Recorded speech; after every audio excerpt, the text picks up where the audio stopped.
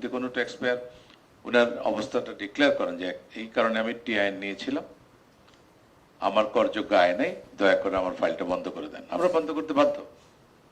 কিন্তু এই কাজগুলো হয় না আমাদের। আমরা বিশেষ করে গত এক দশকে অনেক রেগুলেটরি বাধ্যতামূলক রেগুলেটরি বিধান এনে কিন্তু অনেকে ট্যাক্সের আওতায় নিয়ে আসছে। বিশেষ করে টিআইএন না থাকলে অথবা রিটার্ন না দিলে আপনি প্রায় 47টা সার্ভিস পাবেন না। এখন একজন হয়তো গ্রামের বা একটা ছোট্ট পৌরসভায় হয়তো প্রত্যেক একটা জায়গা পেয়েছেন, জমি বিক্রি করতে যাবেন, অনেক বলছে টিআইএন লাগবে, টিআইএন খুললেন। অথবা একজন গৃহবধূ, উনি 6 লাখ টাকা বিভিন্নভাবে জোগাড় করে ওনার একটা নিশ্চিন্তে ইয়ে করার জন্য উনি একটা সঞ্চয়পত্র কিনলেন, বলছেন না ওনার টিআইএন লাগবে। কিন্তু ওনার যে 6 লাখ টাকার উপর যে সঞ্চয়পত্রের মুনাফা আসে তার উপরে ট্যাক্সেবল ইনকাম হয় না, উনি ট্যাক্স রিটার্ন বুঝেও না, ট্যাক্স অফিসও চেনে না। তো উনি যদি বলে যে হ্যাঁ আমি এই কারণে নিয়েছিলাম, এখন দয়া করে আমার এটা বন্ধ করে দেন, বন্ধ করে দিতে হবে। যদি আমাদের ইনকোয়ারিতে আসে যে ওনার কোনো ট্যাক্সেবল ইনকাম নাই, তো এগুলো কিন্তু আমাদের দায়িত্বের মধ্যে পড়ে। আমি জাস্ট প্রত্যেকটা জায়গাতে এই ধরনের ঘটনা আছে যে আমাদের দৈনন্দিন যে কাজগুলো করার কথা আমাদের, সেটা আমরা ঠিকমতো করি না বলে এই প্রসঙ্গগুলো আসে।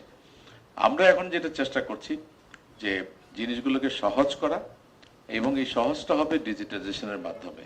সেই দিকে আমরা অনেক দূর এগিয়ে গেছি এবং আরো লম্বা সময় লাগবে। এই জন্য আমরা একটা বড় প্রজেক্টে নিয়েছি, যেখানে আমরা বলেছি রাজস্ব বোর্ড যা কিছু করবে সবকিছু ডিজিটালাইজ হবে। এটা হলে যেটা হয়, কমপ্লেনগুলো অনেক কমে যাবে, মানুষের ট্যাক্স অফিসে, ভ্যাটের অফিসে, কাস্টমস অফিসে যাওয়া লাগবে না।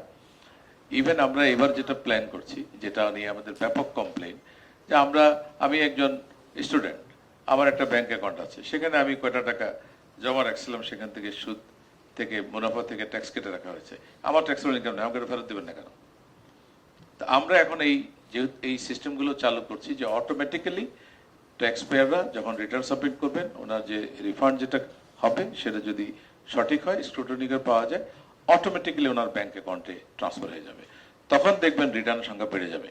তখন আপনাদের সাংবাদিকরা বলবে যে এত বেশি, কারণ যখন মানুষ দেখবে যে ট্যাক্স রিটার্ন দিলে ওনার অ্যাকাউন্টে কিছু রিফান্ড যাবে, অটোমেটিক্যালি তখন কিন্তু আমাদের রিটার্নটা বেড়ে যাবে। আবার আমাদের সুবিধা হবে, আমরা যখন রিস্ক বেসড অডিট সিলেকশনে ফেলবো, অডিট করতে গিয়ে যদি দেখি যে না উনি মিস ডিক্লেয়ার করেছেন, ওনার আরো ইনকাম ছিল যেগুলোর উপর ট্যাক্স নেয়, তো আমরা বেশি ট্যাক্সও পাবো। ফলে দুই দিক থেকে উইন উইন সিচুয়েশন আসবে। আমরা অনলাইন রিটার্ন সাবমিশনটাকে কম্পালসারি করেছি এবং ভালো সাড়া পেয়েছি আলহামদুলিল্লাহ। আমরা বলেছি যে রিটার্নস অডিটের যে সিলেকশন পদ্ধতি ছিল ম্যানুয়ালি, টোটালি বন্ধ করে দিয়েছি, ফুল বন্ধ। আমরা এখন বলেছি আমাদের ডিজিটাল পদ্ধতিতে আমরা সিলেক্ট করব। শুরু করেছিলাম গত বছর, আমরা 15,500 র্যান্ডম বেসিসে, এবার আমরা কিছু ডাটা বেসড সিলেকশনে যাচ্ছি। আশা করি আগামী সপ্তাহের মধ্যে আমরা আরো 60,000 ইনকাম ট্যাক্স রিটার্ন অডিটের জন্য সিলেকশন হবে। কিন্তু সুখবর হলে এখানে কোনো মানুষের কোনো ইয়ে নাই, মানে ছোঁয়া নাই, কোনো ব্যক্তি দেখে দেখে বুঝে বুঝে সিলেক্ট করবেন তা না, এটা টোটাল মেকানাইজড এবং অটোমেটেড প্রসেস হবে। আমরা ভ্যালু অ্যাডেড ট্যাক্সের ক্ষেত্রে একই কাজ করেছি, অনলাইনে অটোমেটেড পদ্ধতিতে আমরা অডিট সিলেকশন করেছি প্রায় 600-র মতো, এবং সামনের বছর এটা আরো বাড়বে। আমরা ভ্যাটের যে ফেরত পদ্ধতি যেটা, সেটাকে অটোমেটেড করে ফেলেছি। ট্যাক্স পেয়ারদের যদি এখন ভ্যাট রিফান্ড হয়, তারা অনলাইনে একটা ক্লিক করে ক্লেম করে, আর আমাদের অফিসাররা যদি দেখে ক্লেম ঠিক আছে, একটা ক্লিকে সোজা ওনার রিফান্ডটা চলে যায় ওনার ব্যাংক অ্যাকাউন্টে। সোজা এখন রিলেশনশিপ হচ্ছে ডাইরেক্ট বাংলাদেশ ব্যাংকের এক্সচেকার টু ব্যাংকের ট্যাক্স পেয়ার্স ব্যাংক অ্যাকাউন্ট, মাঝখানে আর কিছু নাই।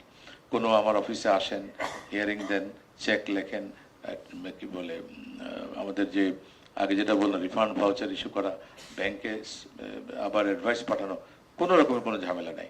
আমরা যেটা চেষ্টা করছি এই জিনিসগুলোকে যদি ট্রান্সপারেন্ট করতে পারি। এখানে যেটা হয়, অনেক বদনাম আছে আমাদের যে এই কাজগুলো সহজে করা যায় না এবং অনেক কষ্টসাধ্য, শ্রমসাধ্য, ঝামেলা।